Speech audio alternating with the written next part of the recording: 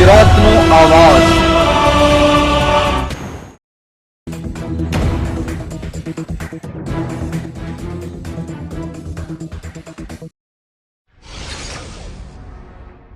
Surat SOG પોલીસને બડી મોટી સફળતા। અડાજણ વિસ્તારમાંથી પોર્ન રેકેટ ચલાવતી ગેંગની ધરપકડ।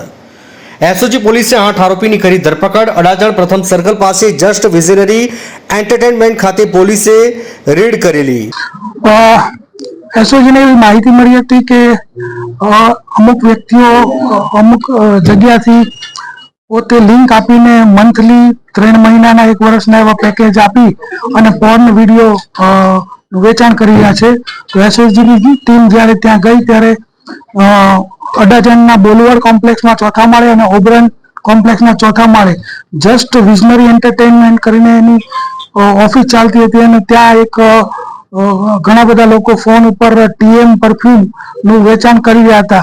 ત્યારબાદ ત્યાં તપાસ કરતા માલુમ પડ્યું કે આ લોકો જે છે એ પોતાનું એક વાસાબી સર્વર ઊભું કરેલું અને પોતાના સર્વર ઉપર જે પોર્ન વેબસાઇટ છે જેમ કે બ્રાઝર છે, પછી પોર્ન હબ છે, પછી ફેક ટેક્સી છે, આવી બધી જે વેબસાઇટ છે જે અમુક ભારતમાં પ્રતિબંધિત છે અને અમુક જે છે એ પ્રીમિયમ ચાર્જ કરે છે, તો એના ઉપરથી એ લોકો વિડીયો ડાઉનલોડ કરી અને પોતાના સર્વર ઉપર મૂકી અને એનો એક્સેસ આ લોકો આપતા હતા। સર કેટલા રૂપિયા લેતા હતા? કસ્ટમર કઈ રીતે એ લોકો કોન્ટેક્ટ કરતા હતા?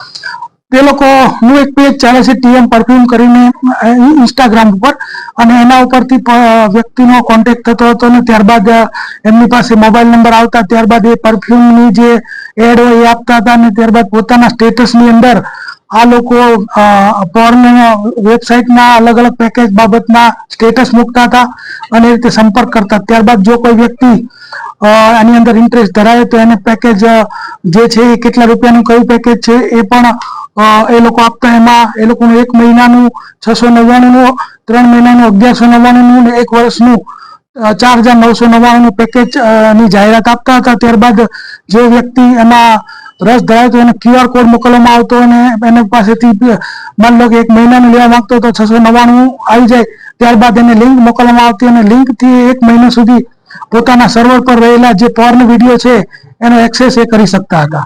સર કેટલા સમયથી આ રેકેટ ચાલતું હતું અને કેટલા લોકો આમાં સંડોવાયેલા છે? પ્રારંભિક જે માહિતી અમને મળી છે એ મુજબ 3 મહિનાથી આ ચાલતું હતું અને અત્યાર સુધીમાં 600 થી 700 ગ્રાહકો એની પાસેથી આવો પેકેજ લીધેલા છે।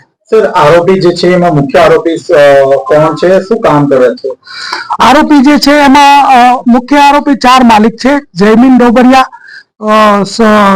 શ્વેતુલ ડોબરિયા, હર્ષ પટેલ અને મિલન ચતુરભાઈ ગોંડલિયા। આ બધા જ કોઈક ને કોઈક રીતે કમ્પ્યુટર સાથે જોડાયેલા અને અગાઉ પણ નાના મોટા કોઈ કમ્પ્યુટરની લગત નોકરી કરેલા અને બહુ આના માલિકો 4 છે અને એ લોકોએ જે 4 બીજા એની સાથે કામ કરતા હતા એમાં ઇરફાન મુસ્તાક અંસારી જે બુલવર્ડનો મેનેજર છે અને ત્યારબાદ આઈડી જનરેટ કરનાર જે એક સોફ્ટવેર જાણકાર માણસ છે વિનેશ પટેલ અને જે ન્યૂડ વિડીયો જે છે એ સર્વરમાંથી ડાઉનલોડ કરી પોતાના વેબસાઇટમાંથી ડાઉનલોડ કરી પોતાના સર્વરમાં અપલોડ કરનાર જે છે એ પુંજન કમલેશભાઈ પટેલ અને જેના ખાતામાં પૈસા આવતા હતા એ મયુરકુમાર બહાદુરસિંહ પરમાર, એમ ટોટલ 8 આરોપીની ધરપકડ કરવામાં આવેલ છે। સર કેટલા રૂપિયાનો આ નેક્સસ છે, કેટલા રૂપિયા એમની પાસેથી જમા કરવામાં આવ્યા છે? અત્યારે જે અમે મુદ્દામાં લીધો છે એની અંદર અમે ચેકબુક છે, પાસબુકની વિગતો છે, ડેબિટ કાર્ડ લીધેલા છે, ત્યારબાદ 46 મોબાઈલ જમા લીધા છે, લેપટોપ 7 અને સીપીયુ, ટોટલ 11 લાખનો મુદ્દામાલ અમે જપ્ત કરેલો છે। પરફ્યુમની આડમાં પોર્ન વિડીયોનું વેચાણ કરતા હતા આરોપીઓ।